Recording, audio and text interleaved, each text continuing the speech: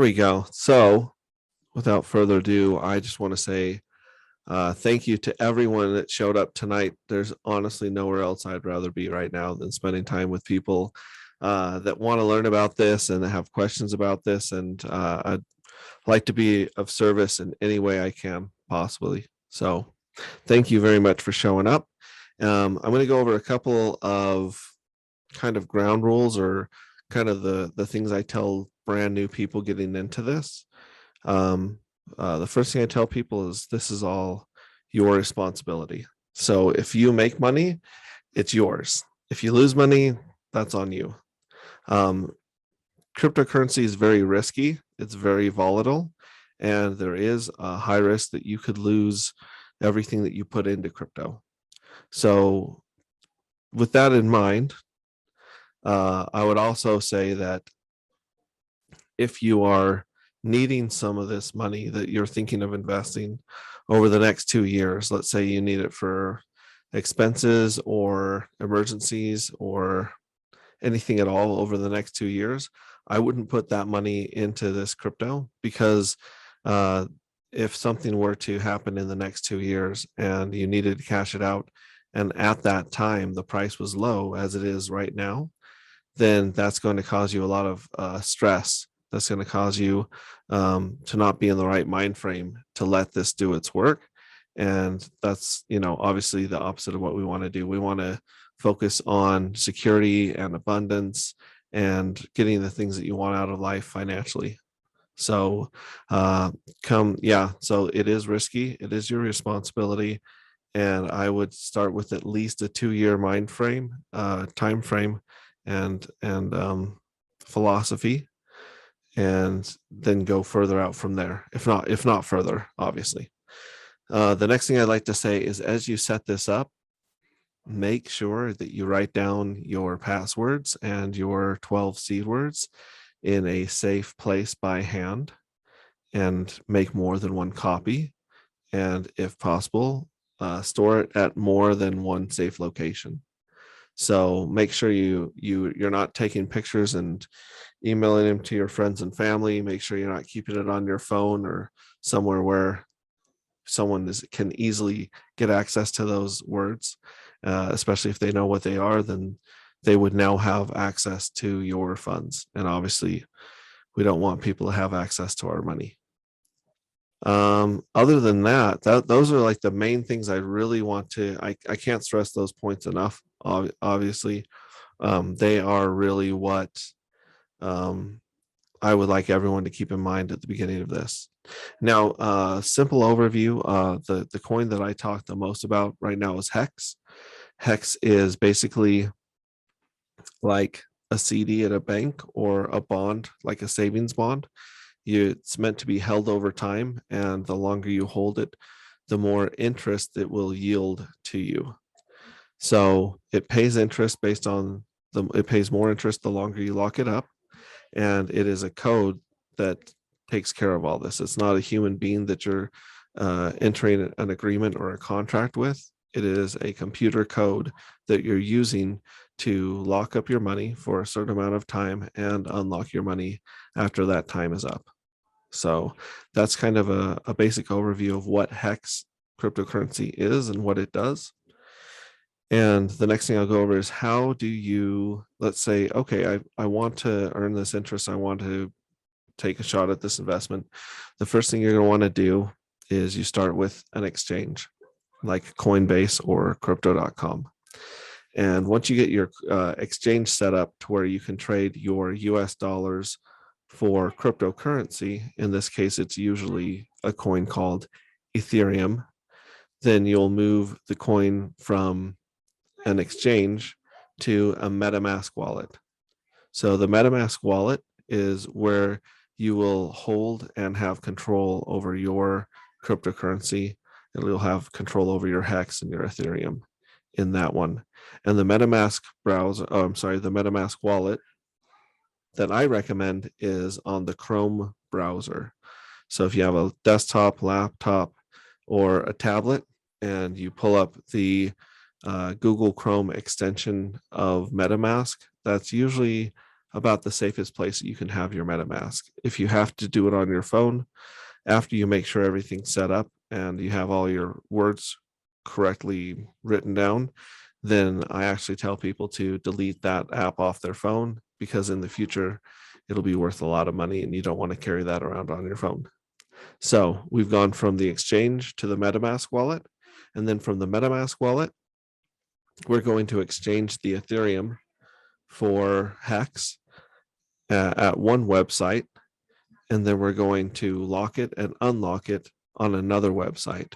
And both of these websites connect to your MetaMask wallet and talk to what's going on there. So again, we're going to go exchange MetaMask wallet. The MetaMask wallet is going to connect to two different websites to exchange for Hex and lock it and unlock it for interest, depending on how long you want to lock it up for. And that's about as quick of an overview as I've been able to boil it down to. I'd like to get it obviously simpler and easier for people to understand. But at this point, that's kind of where we're at right now. It's just, that's a basic overview. And does anybody have any questions about just the first overview part right now? And obviously you can unmute your mic and ask a question. You can also type it in the chat box if you have any questions, just based on that short overview right there. Or not. There we go. Now we can hear you. Go ahead, Rakai. Yeah. I don't know if this would be a good time for my question or not, but I'm really just in the very, very beginning stage of setting it up and trying to figure out how to. I remember you saying I need to put in all my bank account information, but I haven't even gotten to the point of being able to figure out how to do that, where to put that information in. Okay. So the person that's going to ask for your bank account information would be the exchange that you're using. So if you were to go to coinbase.com or crypto.com, or on your phone, there's an app called Dharma, DHARMA.io. And those are all exchanges where you would enter your bank information and your personal information, and then you would trade US dollars for cryptocurrency. So that's the point you would put your bank information in. You would not be putting any of your bank information into the MetaMask wallet or those other websites that connect to the MetaMask wallet. So yeah, okay. So I downloaded crypto.com and dharma.io. Okay. And both from the desktop version on my Chrome and from the app on my phone, I cannot figure out where to actually start, where to put my information in, where to actually start. I set up accounts with them, but I can't see anywhere where it asks for that information. Oh, okay.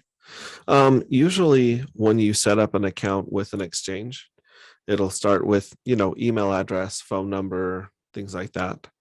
And then usually there will be a button on there once you're logged in that'll say something like buy or sell, Bitcoin or Ethereum. It'll offer to sell you one of these coins in cryptocurrency. And as you click that button, it'll usually ask you to add a payment method. Okay. And that should pull up the questions about your bank account. Yeah, that's what I was wondering, is that if it waits until I actually go to buy something, and then it's going to have me put in all my bank information. Yeah, because it's going to ask you, in most cases, are you using a debit or credit card? Do you want to do a bank wire or an ACH transaction where you can put in your routing and account number, and then you prove to them that is your account and that you have access to it. And then it kind of works like a bank transfer from one account to another in that situation. Other ones just go straight off your debit or credit card. Okay, I think part of that might be getting hung up because it's asking for me to confirm my phone number, and I kept clicking confirm phone number and it wasn't doing anything. Mm-hmm. But I have my US number is a Google number. So I'm wondering if it's not if it doesn't accept Google numbers as legitimate numbers or something like that. Yeah, that may be a problem. Sometimes the Google number will forward to your regular phone,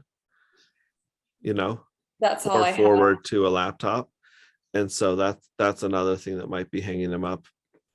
But almost the good news is that a lot more people are using crypto right now and getting into these exchanges. So if you were to go onto YouTube and type in how do I attach my bank to Coinbase or crypto.com or Dama.io, someone's most likely made a short video clicking through these exact problems or questions, or I guess you might even do something as specific as I can't verify my phone number on whatever the exchange is. And someone might have said, oh, this is why, like, for example, they don't accept Google phone numbers, or you have to verify your email address first, or here's a phone number to this actual, because the nice thing about the exchanges is that they do have human beings, if you're really lucky, that you can get a hold of that will help you with this stuff. And obviously the MetaMask doesn't have customer service per se, right? There's a lot of people that are helpful in the community, but no one can get into your account except for you, unless they have your private keys and stuff. Okay, that's great. Okay, thank you. Yeah, so those are two options or suggestions you might try out. Thanks, Do Max. you have any other questions? Not right now. I'm still in the very, very beginner wobbly toddler phase. Right. Well, and it's actually it's not easy to go through that phase in something new. So congratulations, and you're doing a good job, because learning something that's foreign to you and taking the very first steps to it, it takes a lot of mental energy. It's very it makes you anxious sometimes trying to figure something out. You don't want to make any mistakes, especially when it comes to money and technology. Yeah. It can make you very nervous. And so I want to applaud you for, all of you, and especially you, for working through this and asking for help, because it does take some time to set up. So I thank you. appreciate that. Yeah, I for appreciate sure. that. I've had a lot of inner resistance to actually making the very first steps. It's kind of crazy how that is. Right. And really, I mean, our body, our mind, our feelings are there to protect us from making mistakes. And so, but sometimes, like you said, they can get in the way. So it's a balance. But yeah. Did you have any other questions about the setup process at this point? Not at this point. I don't think so. Okay, that Thanks, works. Matt. You Appreciate bet. that. Does anyone else have any other questions that they want to ask over their microphone or in chat about setting up an exchange, setting up a wallet, or connecting your wallet to the two websites that allow you to exchange your Ethereum for hex, or lock and unlock your hex? By the way, the two websites that you hook them up to are going to be in the show notes when I put this up on YouTube. But I use ethhex.com. So it's ETHHEX.com. And that's a website that you will connect to your MetaMask browser. And that will allow you to trade one Ethereum token for another Ethereum token. And Hex is an Ethereum token. It runs on the Ethereum network as of right now. The other website that I use to unlock, or the website that I use to lock and unlock my hex, is go.hex.com. And that one will also connect to your MetaMask wallet. It'll read how much money you have in there, or how many tokens you have in there. And then that's where you would put in the amount of tokens you want to lock up, and for the duration that you want to lock them up for. So, yeah. I don't see anything else here in chat. I'm going to open this up to anyone else about these opening, like setting up and beginner questions, and then we'll open it up to, the crazy stuff. the pulse chain and the hex and staking strategies and price predictions, and if we ever made it to the moon, or whatever you guys want to talk about.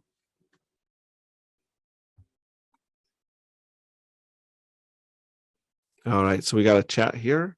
I might want to mention that there are fees for every transaction. Thank you very much, Wayne. So in the Ethereum network that we're working in right now, you'll pay your fees in Ethereum, in the Ethereum coin. So every time you move your money from one place to another, or every time you lock it, or every time you unlock it, or every time you exchange one coin for another, you're going to be paying fees. And right now the fees are so high that it's costing $30 to $50 for the more simple transactions, and it's costing hundreds of dollars for the more complex transactions.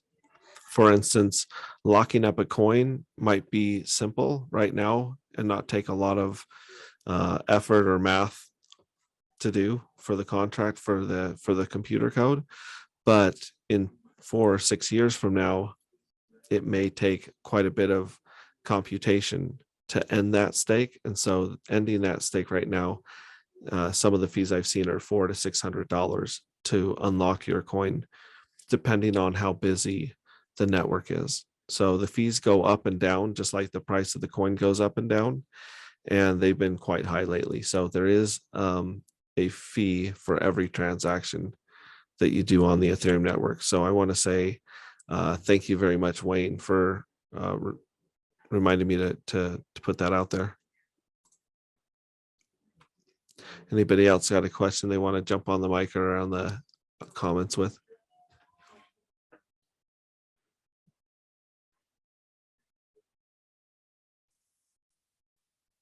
I think when this gets put up on YouTube, I might fill in those quiet gaps with the dancing monkey or something like that to keep people's attention. And if I don't, and you're watching this on YouTube later, please picture a dancing monkey every time there's dead air. That'd make me feel better. All right, another chat here from Jose. Where can I see? My microphone's right in the way. Let me move this over here on my screen. Oh, where can I see the fees for trading or buying? That's a great question. And actually, I'm going to type that in the comments so you guys can see that. Actually, I'm going to type this. I'm going to type ethhex.com to refer to the one website. So this is the one website for trading coins from one type to another.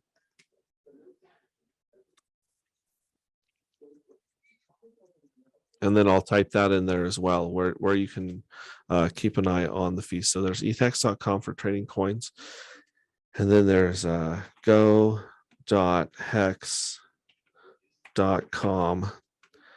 And that is where you lock and unlock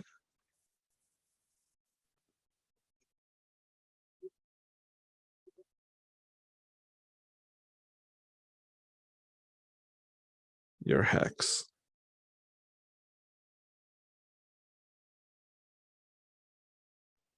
Max, I've got a question regarding Pulse, if you're willing. We're going to hang on to that question for 1 second, if you would, real quick, because I want to answer this other one first from Jose. So Jose wanted to know where you can see the fees for trading and buying. And I'm going to type that in the comments right now. So you can go to hex.vision. And on hex.vision, you can click gas fees.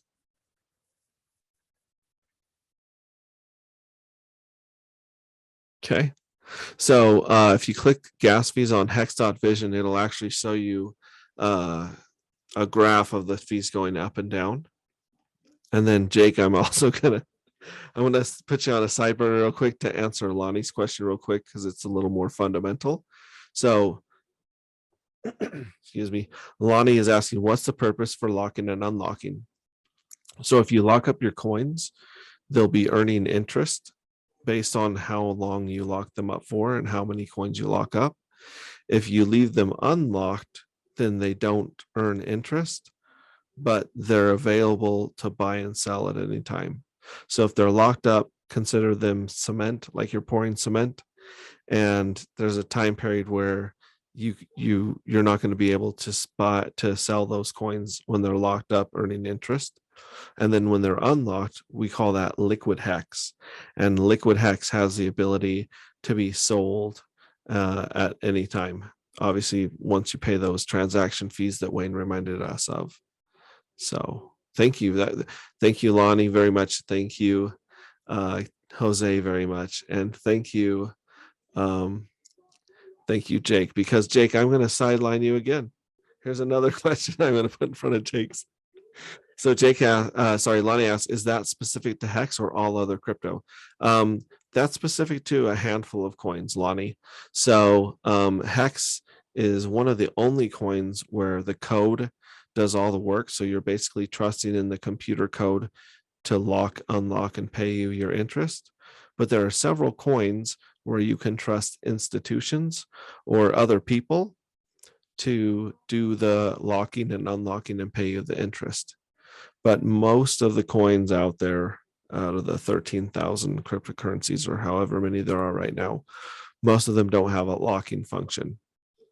And so Hex was the first that I know of that you were trusting the mathematics in the computer code to work the way they were supposed to, instead of trusting a human being to honor their commitment to pay you the interest and release the money back to you at the end of that period.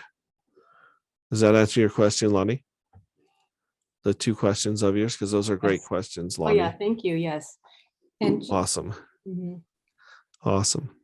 Okay, now let's give Jake a chance to ask his pulse chain question. And if any more basic questions show up, I'm just gonna kick him to the curb again. I'm teasing. Jake knows I love him. He knows I'm teasing. Go ahead, Jake. Of course, of course. So my question is in regards to what we know about Pulse, and I know it's very limited at this point. Are you aware of any pre-set aside, I'm not sure the word, pools of liquidity that we will be able to take advantage of from first month, first week, sort of thing? Or is it kind of just going to be decided purely by the market? All right. That's a very complicated question. And so let me see if I can bring some people up to speed very quickly. So referring to Pulse, if you haven't heard of Pulse before now, Pulse is a new network that we're hoping to use instead of the Ethereum network. As I said, the Ethereum network has charged us really high fees as of lately, as of the last 6 months and so on. And it's made it very hard to make money off of the interest. And so most of the money we've been making off the interest has been wiped out by those fees. And so the founder of Hex, Richard Hart, started making another network that we can use called Pulse Chain. And the Pulse Chain is supposed to be quick and cheap like Ethereum used to be. So that's just a quick overview of what Pulse Chain is. And now your question was asking about liquidity for trading or liquidity for other purposes, Jake?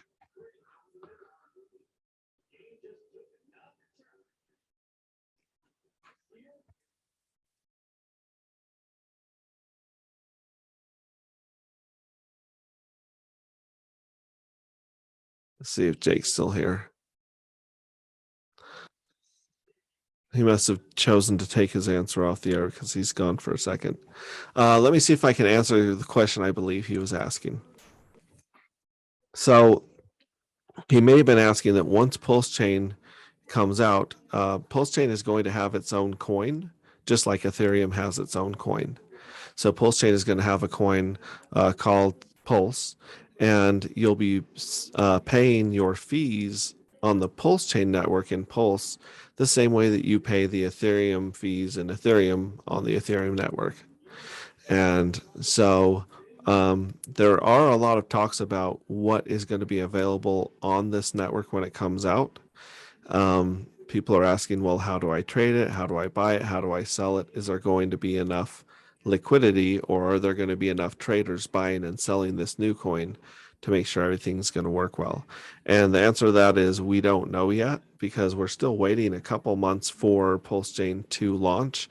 And hopefully when it launches, a lot of this stuff will be ready to go, but some of this stuff may still be in the building phase, to get on and off there. But as far as the functionality of the Pulse network, we should be able to lock and unlock and use the Pulse network for our hex right off the bat. That's what they're working on right now, and that's why it's been delayed a couple of months.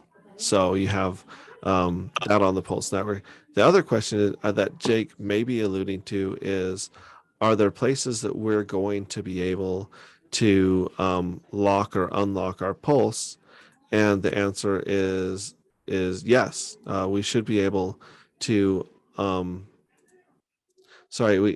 we should be able to lock our Pulse up, and that's going to be a little bit different. So when you lock up hex on the Ethereum network or on the Pulse network, you're choosing a specific number of days, let's say a year or two. So when you lock up your hex for that year or two, you really, really don't want to unlock it for that year or two. When you lock up the Pulse coin on the Pulse network for interest, then it'll probably be a situation where it'll take you 2 or 3 days to unlock these coins versus staking them for a specific amount of time. So as long as you have your Pulse coins being used by someone else for votes, which is basically that's what it is. As long as you're letting someone else use your voting power, they're going to pay you an interest. You probably 5 to 10% is what they're guessing on the Pulse coin. But when you lock up the Hex coin, you're getting somewhere usually between 10 and 60% annual yield. And that one is specific to that time period. So that one, if you said you lock it up for 2 years, you got to leave it locked up for 2 years to realize the gains that you want to, or realize the profit that you want to realize, or the yield. So that's another answer to liquidity or how you can lock and unlock Pulse. The third question he may have, and let's see if he can unmute Jake here, if he's available to talk, and see if the third one is there. You there, Jake? Okay, Jake. Yeah, I went through a kind of a dry spot. I was alluding more to the market. Are we aware of any, I guess, markets where we'll be able to purchase more that we know of now? I know Okay. there's delegating and stuff like that, but do you know if there's any, like, I've heard of the pancake swap and things like that. I know we're getting kind of in the weeds here. No, that's but a really good. The biggest question as far as Pulse is where can we buy it and how much will there be available? Yeah, and those. Let me give you a really great answer, which is I don't know. The second answer that I'll definitely give you is that that will probably be one of the first things that come out, is a place to buy, sell, and exchange it. So you mentioned Pancake Swap. So there are these places where you can trade one coin for another. The one that I put in the comments here, ethhex.com, is basically a front end of a website called Uniswap. And Uniswap is a place where you can trade one coin for another coin on the Ethereum network. And so chances are that will be one of the first things that people will want to do, is have the ability to buy and sell and move their coins around. And so chances are people are working on those exchanges right now. And so hopefully when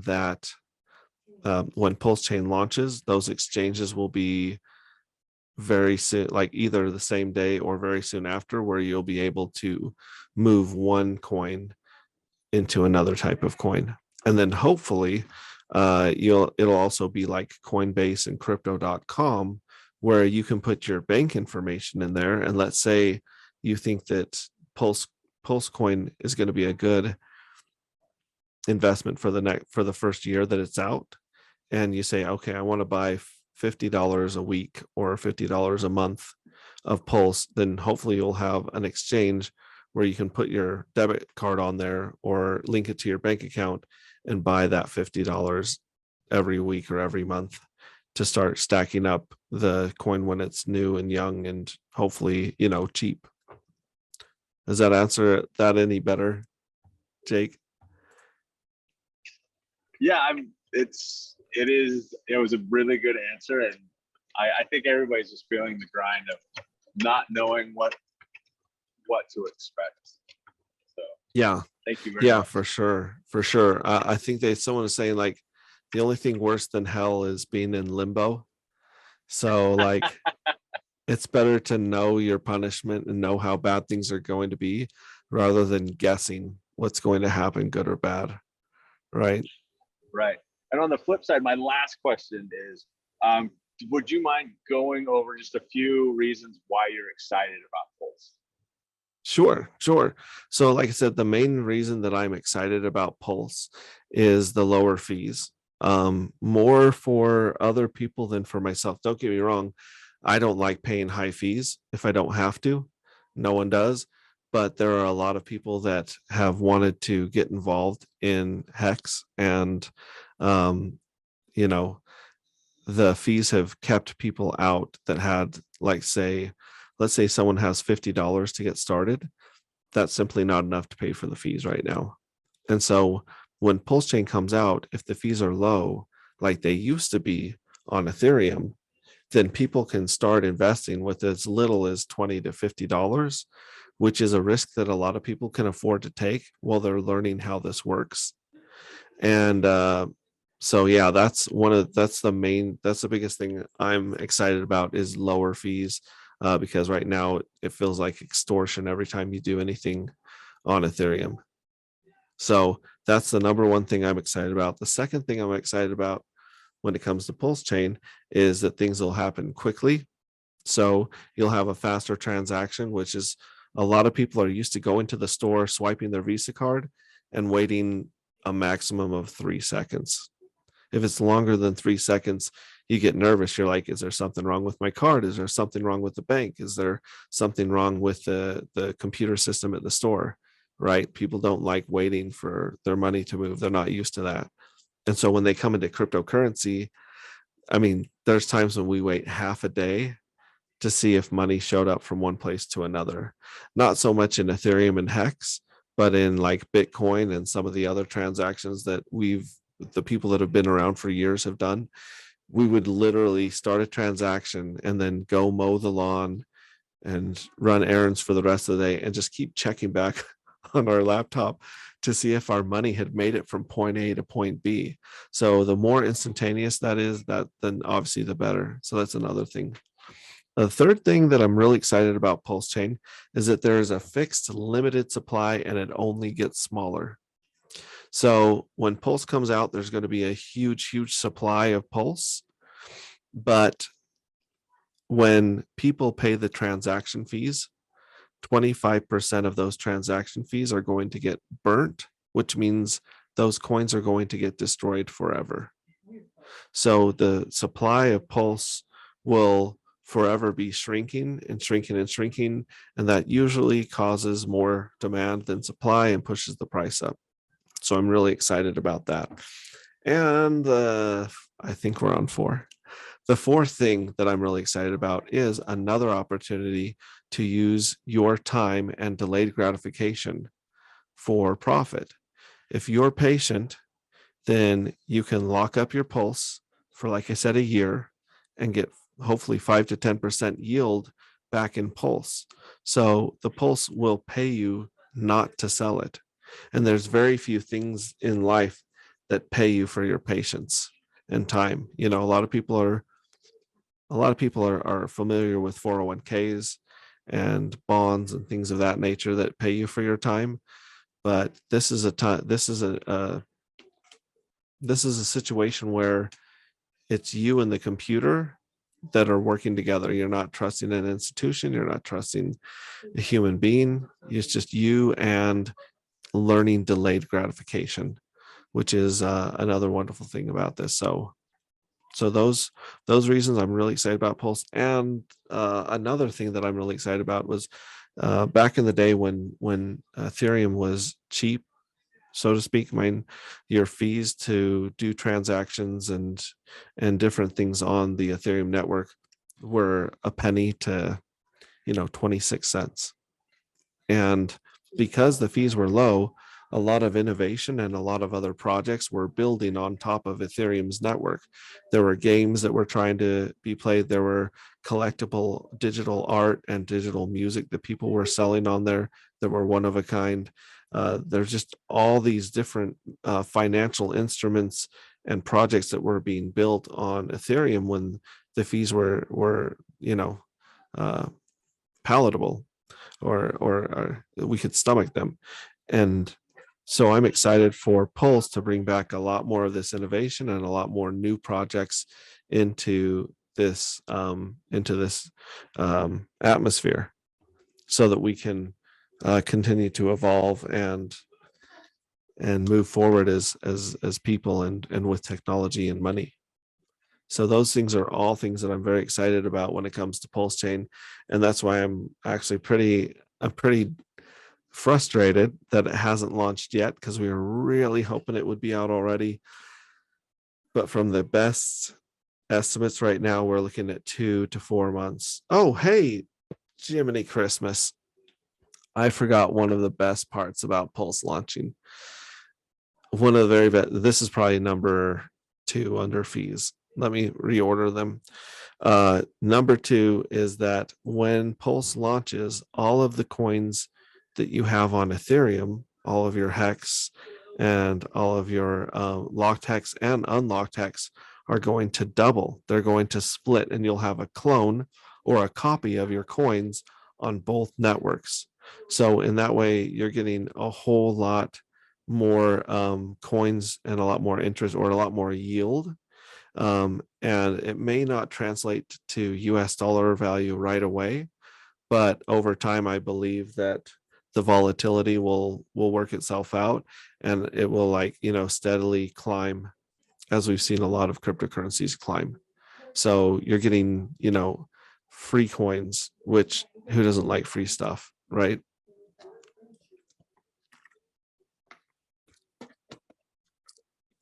So Jake asked a string of awesome questions that took us way out into the weeds, which I appreciate.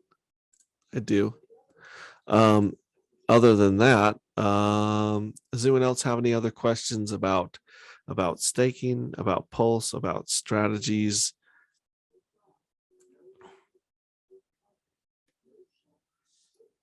No. All right, let's go to the moon landing. Did we actually land on the moon? That's my question. Actually, and my answer is I have no idea if we landed on the moon or not. There's a lot of evidence in both camps, but if we didn't land on the moon, my question is, what happened to all the money we spent on the space race? Where did all that money go if we didn't land on the moon?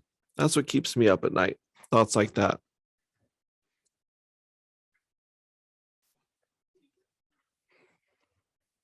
And Rakaya had to bounce, so thank you very much for being here, Rakaya. Ciao, she says to everyone. Anybody else in the chat or on the Zoom got any other questions about Pulse Chain or staking ladders or anything like that?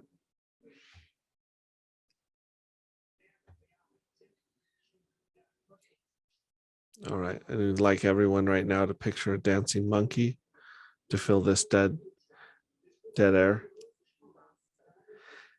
In the meantime, if we don't have any other questions right now, I was just going to go into staking ladder strategies. So people say, once I lock up some coins, let's say that I lock up 1,000 coins for a year, Can I add to that stake? Can I add to it later and make it bigger? And the answer is no, you cannot add to that stake. Once you set that stake or set that contract with the computer, it's like pouring cement. You know, that cement block has cured, and it's really hard to add cement to that first block and have them adhere to each other. So you can set another stake at the same time to come out on the same day, but you can't add to a stake. And so a lot of people say, okay, well, what's the strategy? And the main strategy that most hexagons use is called laddering, which means setting up a series of different stakes over a different amount of time. And then at that point, you'll have money coming out on a more constant basis. So for instance, let's say that you had a pile of money, let's say $1,000. So you have $1,000 of hex, and you say, okay, I'm willing to lock this $1,000 up for different periods of time over the next 15 years. And how do I do that? So what I would suggest, especially at this time, is not to lock up money for anything shorter than 2 years. And that's because of the Ethereum fees. The Ethereum fees are most likely going to be higher than your paid interest when you go to unlock it. So I would say don't lock anything up right now for less than 2 years. Now, having said that, let's say that you lock up one chunk of money for 2 years, one chunk of money for 5 years, one chunk of money for 10 years, and 15. At this point, you basically have several lines of defense that are defending your ability to wait and, leave this money in as long as possible. So, besides that, I also recommend keeping a portion of it liquid or unlocked in case you have an emergency or in case you want to spend that money and you don't want to pay the penalty of unlocking it early. So you've got your liquid hex, a chunk of it that's not locked, and then you have a chunk coming out in 2 years. So the idea is that if I need some money, the first thing I'm going to sell is the liquid hex because it's not earning me any interest anyways. So let's say you got kids and you got to pay for a medical bill. Let's say your transmission goes out in your car and you need a couple $100 or $1,000 to fix it. You're going to want to sell your liquid hex first. That would be your first line of defense. And then after that, if you had to sell more hex, you would want to sell your shortest stake first and take a hit on the 2 years. And the 2 year would be protecting your 5 year. The 5 year would be protecting your 10 year. The 10 year would be protecting your 15 year. So you kind of think about it almost like a military strategy where you've got more than one layer of defense to protect each other. And then on the flip side of that, on the offense of how much money can we make, how much interest can we make, then you're always given your chance to send money out further and further, letting it compound longer and longer. So when you get to your first stake, let's say you have your liquid hex, you have your 2 year stake. Let's say you get to your 2 year stake, and congratulations, you've turned $100 into $1,000. And you're very excited and happy with yourself.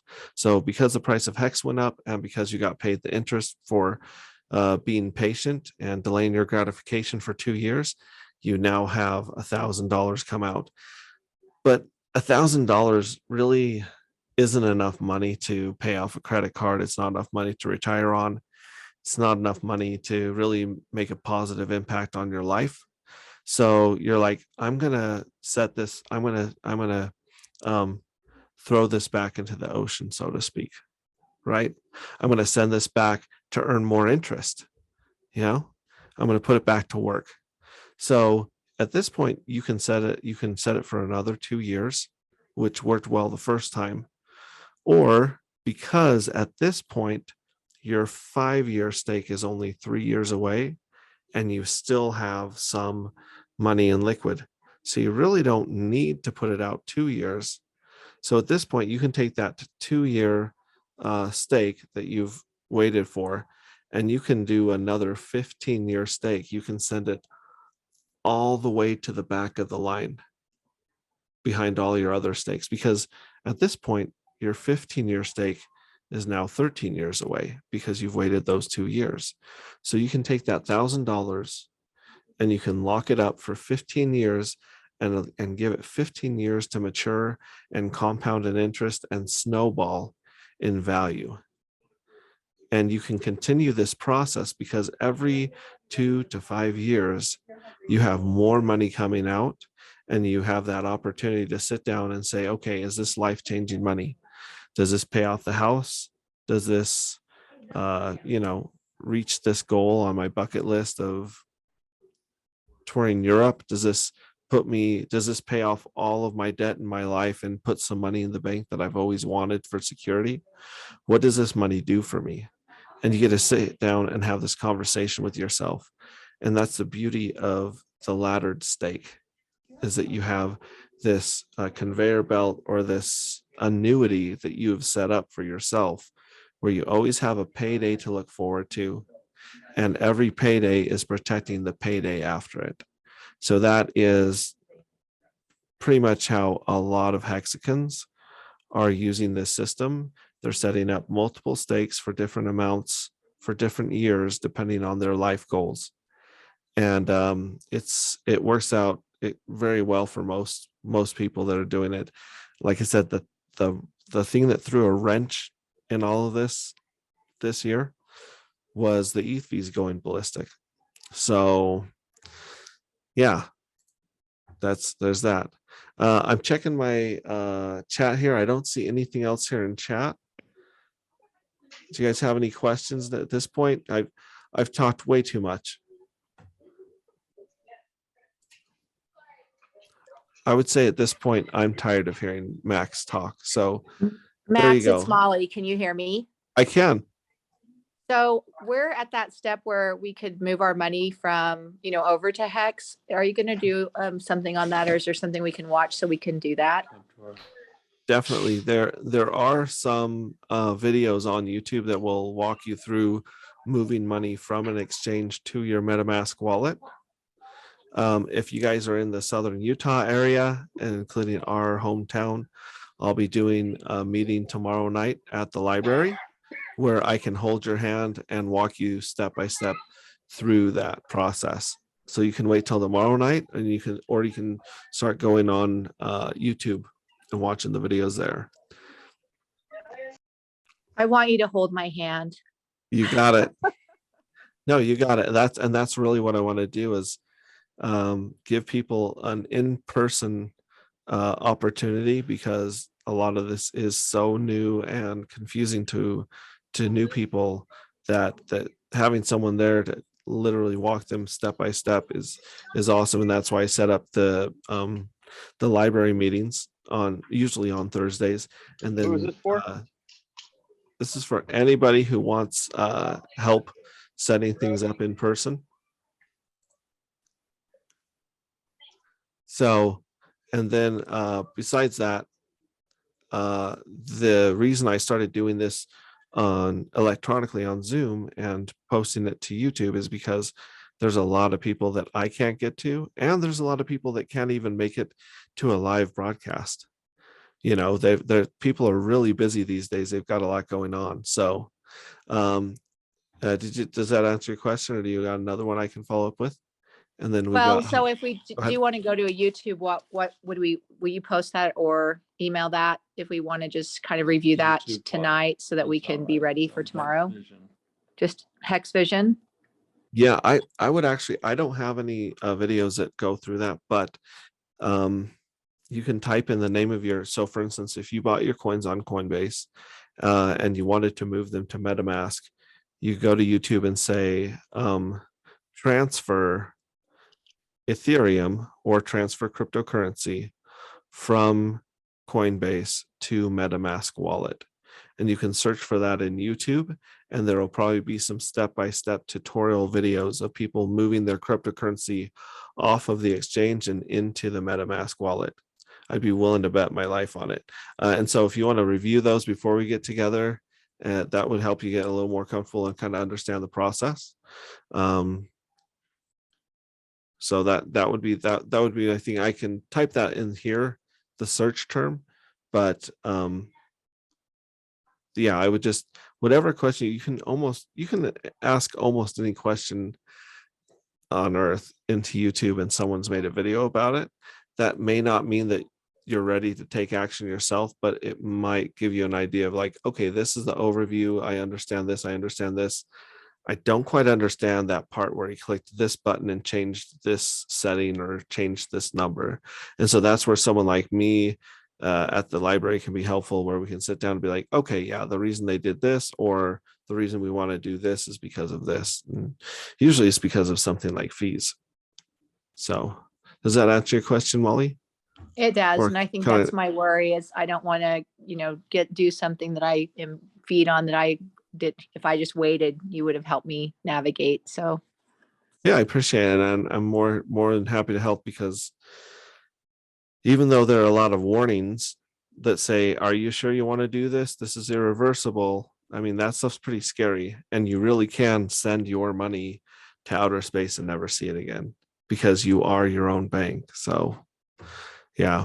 Let me go to a question real quick from Jose. He says, my little brother wants to invest.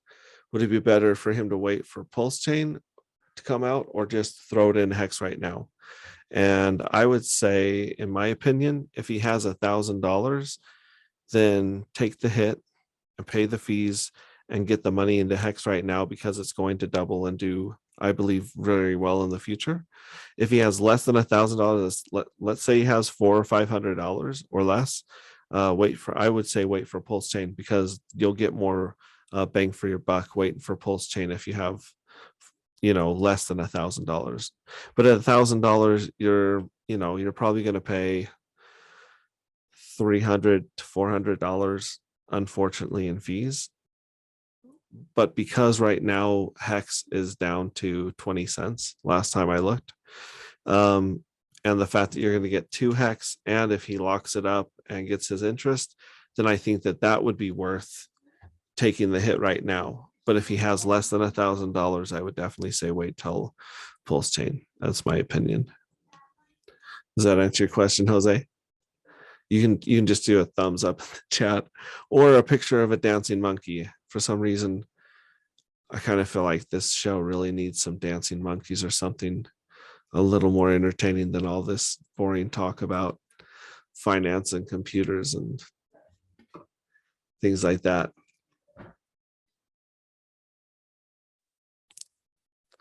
All right. Anyone else got any questions we can answer on here? If not, I'm going to wrap it up here. But as long as you guys got questions, I'm more than happy to answer them.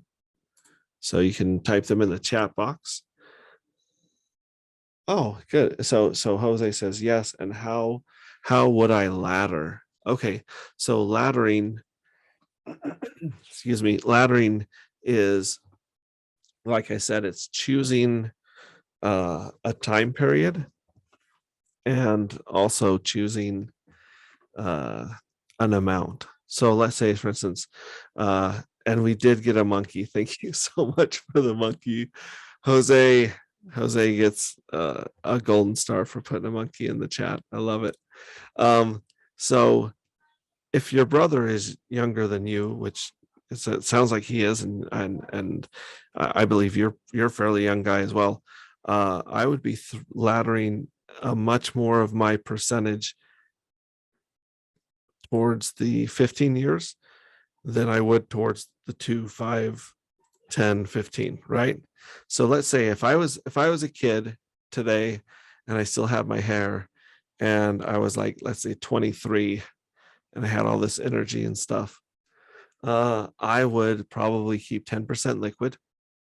I would probably put 10% out for 2 years, because you're going to learn a lot by watching that first 2-year stake. You're going to learn a lot about the interest. You're going to learn a lot about the T-shares. You're going to learn a lot about the fees and the market. So I would definitely throw out 10% for 2 years. And then, because I was so young, I would definitely maybe do another 10% for 5 years, and then 20% for 10 years. And then the balance, which let's see here, 10, 10, 10, 20. So the rest would be 50%. I would lock up half of that money of the hex that I ended up with. I would lock half of that up for 15 years.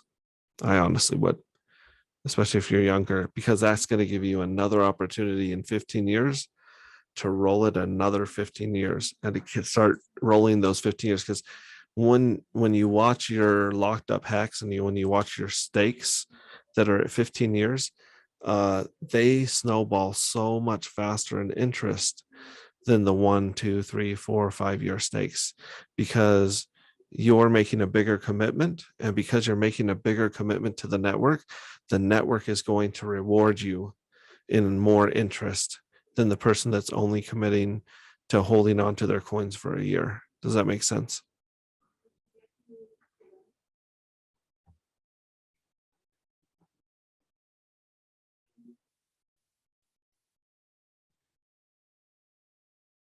So Max, then what is the what question was I going to ask? What is the probability? Because there's like so many coins out there, right? So what is the chances of it just being not successful? Like it seems like it's overwhelming. Yeah. In large part, like I said, I think there's about 13,000 coins at this time. There were about 8,000 when Hex launched a couple of years ago. And I mean, wow, it's already gone up like 5,000 or more coins.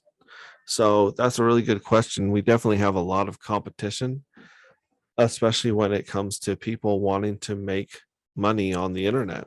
You know, this is something that the whole world wants a piece of if they have access to it.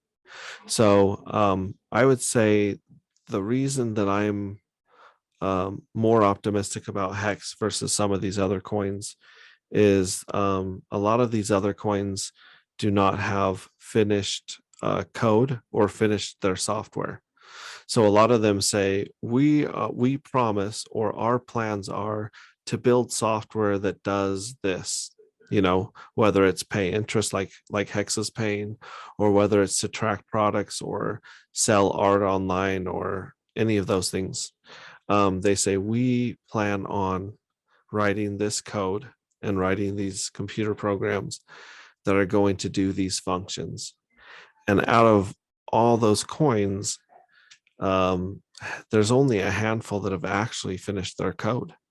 Almost all, over 99% of those coins are promising to finish their code that will serve a function, and they never get to that point because there's enough money coming in on the promise of this code and the promise of what these coins are supposed to do, that there's really no incentive for the programmers and the team to finish it, because they've already given themselves a whole bunch of these coins when they launched it, and those coins are already worth millions of dollars. So what incentive is it?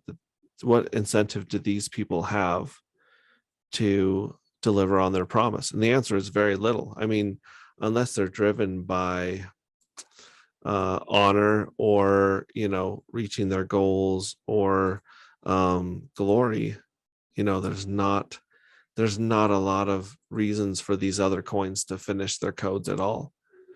And so Hex is in a very small category of coins that have finished their programming and writing their code. And it's in a very, very small group of coins that have ran without problems for 2 years. A lot of these coins that have been going, they've had to turn off their network. They've had to restart parts of their record or part of their network. They've had to restart their network that they run on. And that's not something that you want to deal with when it comes to money or your future. You want to trust that the code is going to work. You want to trust that the network is going to work. In our case, we want to trust that the network isn't going to take advantage of us with these high fees like Ethereum is. So that's something that we're addressing. So to make a long answer really long, basically the code's finished, which is pretty cool. That gives it an advantage. And it's ran flawlessly, and the code was audited for bugs and problems. So that's another reason that I'm pretty excited and have a lot of confidence in it. And then the other reason is because of the community, people like me that believe in the project.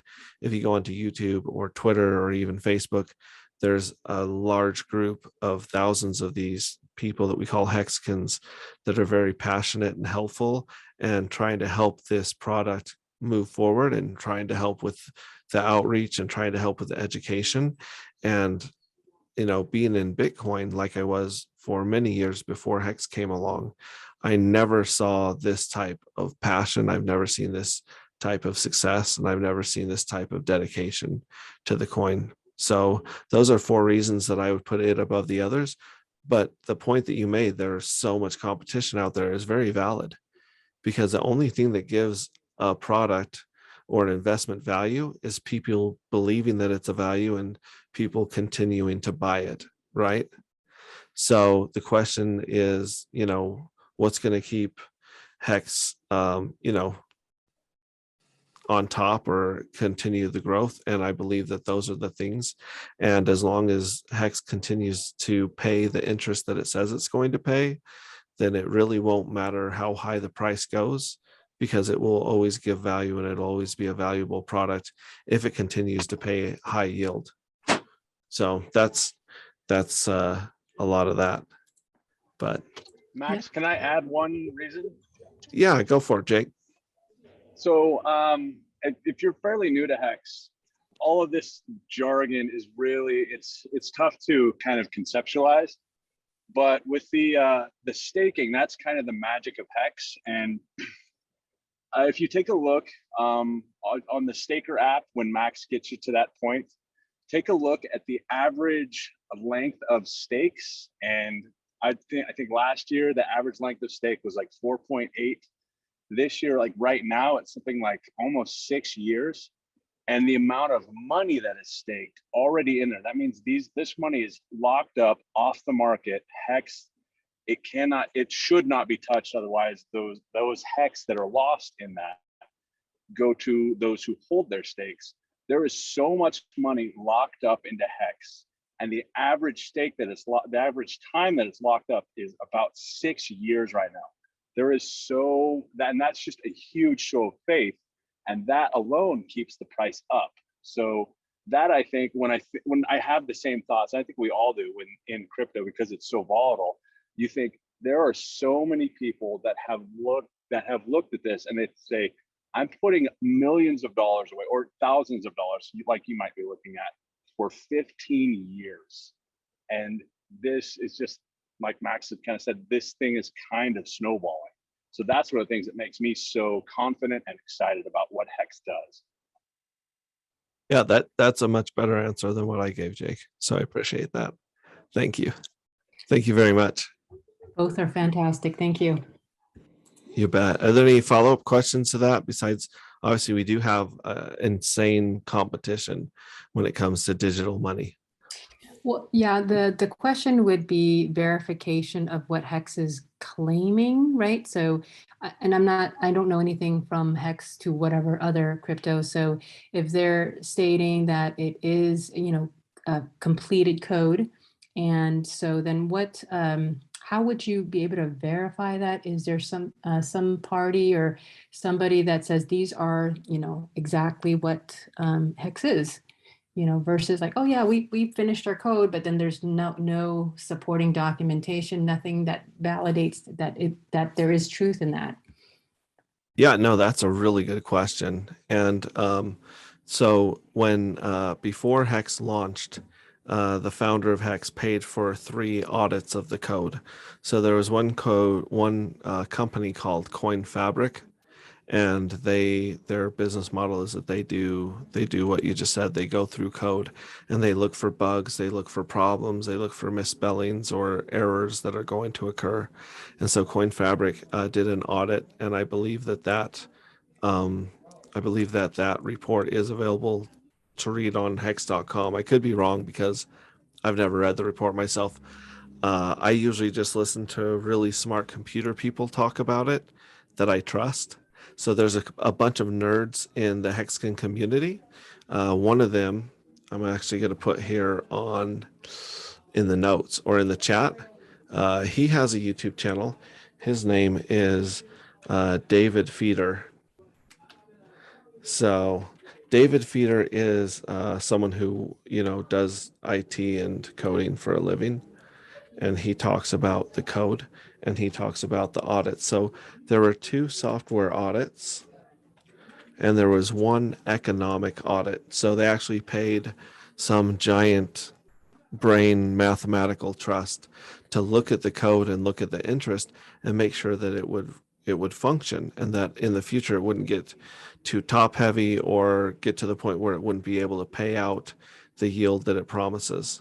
So David Feeder is someone I would definitely check out on YouTube. 2 other people I would definitely check out on YouTube if you're new are Crypto Heartbeat. He's does a good job of speaking in everyday lingo, so he's a lot easier to understand. And then the other person is Rags to Riches.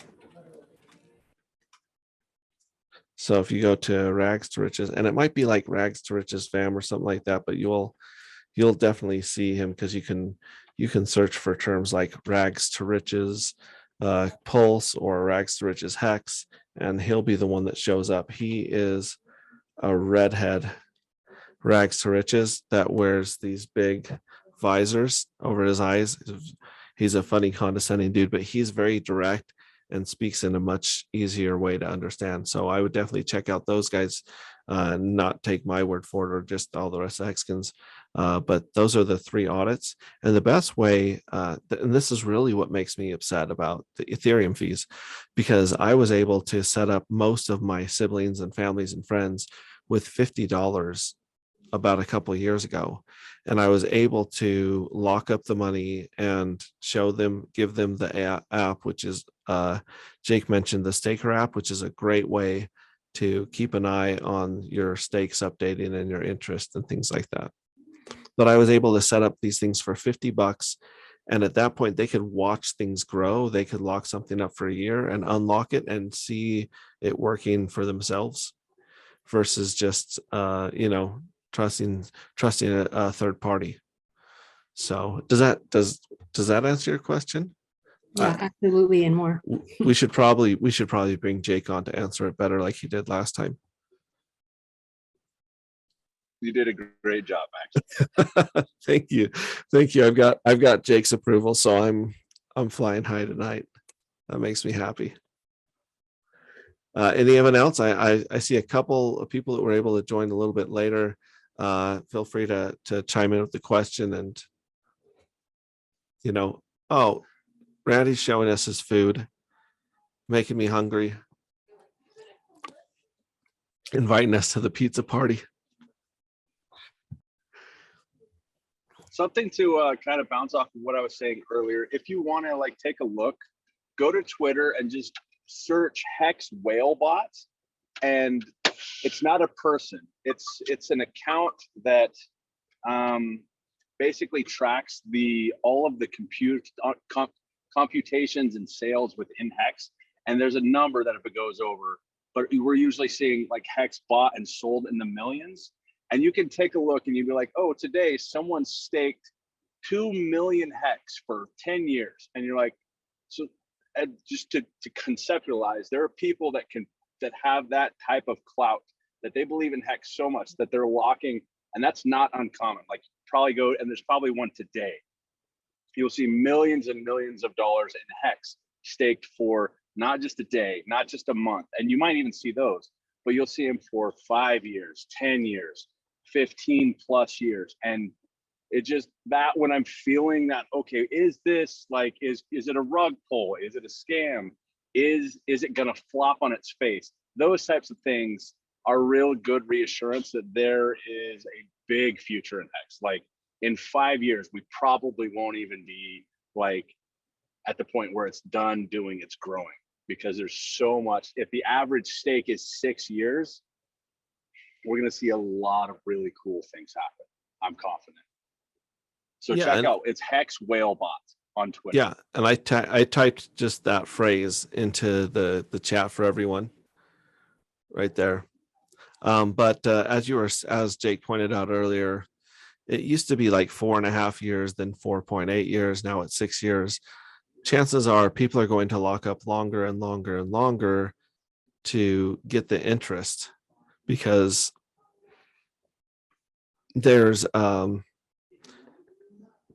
do we do this? So there's a mechanism in Hex that guarantees that the earlier you get in and the longer you lock, the more money you will make over someone who locks later or less or for a shorter period of time. So basically there's a mechanism called T-shares, which if you want to watch, there's a good video called T-shares Explained on YouTube. Let's see here. I'm going to type that in here. Yeah, T-shares Explained.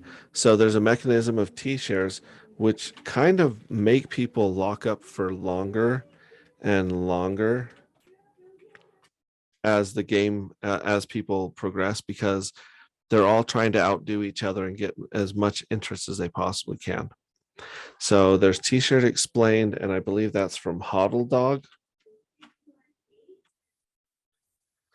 And he does have quite a thick accent, but he's really knowledgeable. So check out Hodl Dog, T-shares Explained, or What is a T-share on YouTube. And if you can wrap your head around if you wrap your head around that one concept in Hex, it'll cause you to have probably to take a lot more action, lock up a lot more money for a lot longer once you understand how that mechanism works, because it's genius in my opinion. So any other new questions here? I really appreciate you guys being here on a Wednesday night. I know I didn't give you guys a lot of heads up, and I wasn't able to make it on Monday night. So thank you very, very much for being here. Like I said, I'll be at the library tomorrow night to walk people through whatever they need help with. And then I'm planning on doing this again next Monday. So hopefully I'll get the email blast out sooner, giving you guys the invitation code for next Monday's live stream or live Zoom meeting. And then I'll be adding this to, YouTube with hopefully these links underneath it for people who can't see it. So with that, I'm going to go grab dinner, hang out with the family for a little bit. But thank you very, very much for being here. And if you're watching the rebroadcast of this and you want to join us next time, then go down and fill out the form that's going to be underneath the YouTube video, and just give us whatever email address you want to receive that notification on. Doesn't have to be one that you even check that often. And you can join us and ask me questions live next week. But other than that, thank you very much for being here. I love hanging out with you guys and answering any questions I can, helping out wherever I can. And yeah, you guys have a wonderful evening yourselves, and I'll talk to you all soon. Bye. Bye. See you guys.